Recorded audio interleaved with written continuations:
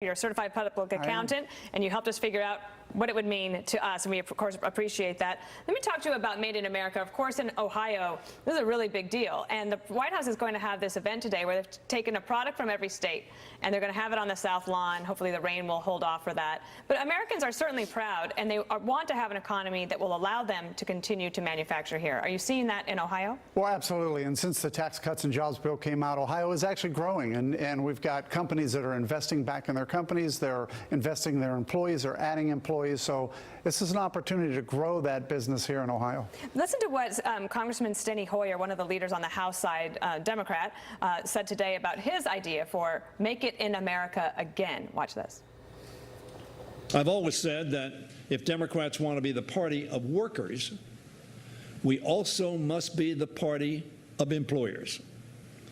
However, with the current Congress and the Trump administration, workers aren't only missing a seat at the table, they aren't even in the room. We must restore balance and have a Congress that partners with both labor and management to grow businesses and make sure workers share in the rewards of success.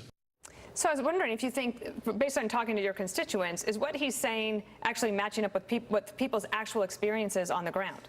Not at all, and that's what's interesting when I see Steny Hoyer saying that, because people back in Ohio, they're happy with this president's doing. They're happy that they got more money in their paycheck.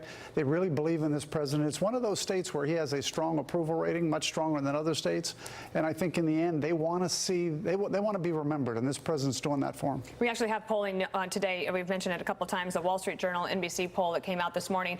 It shows half of Americans approve of President Trump's performance on the economy, but only 38% approve of his policies on trade. I don't know what it is there in Ohio in particular, but you know, I look at the Columbus Dispatch, the editorial there on tariffs, saying the president has cited national security concerns to justify the steel tariffs, but that doesn't wash when one of the major impacts to prompt retaliatory tariffs and loss of support from longstanding allies, such as Canada, Mexico, and European nations.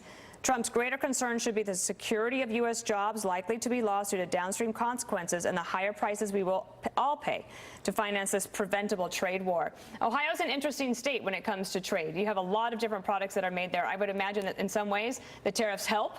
In some sectors and others, you might be hearing it from constituents that they're concerned. Well, as I travel the state and I talk to whether it's soybean producers who are affected or manufacturers, I always ask them, what do you want me to tell the president? And they always say to me, look, we're a little concerned, we're a little uneasy, but we want you to support what the president's doing. So we're hearing both sides. Right. And I think in Ohio it's just a prime place where they're saying, let's let the president do what he's doing. Last week you were at a meeting where the president talked about tax cuts 2.0, or tax reform 2.0. Tell me, what are you trying to achieve with that, and how possible is it? Well, I think we're trying to get back to permanency. We have a tax code that we've changed. We've changed for the good, especially for Ohio, but across the country.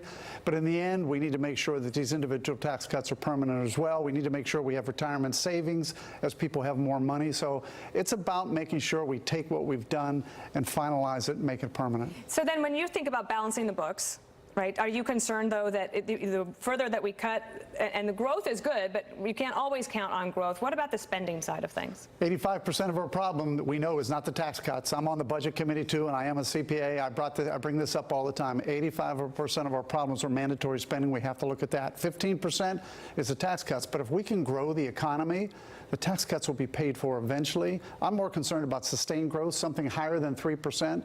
Let's see where we're at. If we can have 4.5% for 10 years, we're gonna pay back. That would certainly make a huge difference to the books. That's for sure. We'll have you back. All right, Congressman Jim Renacci, thank you. Thank you. And any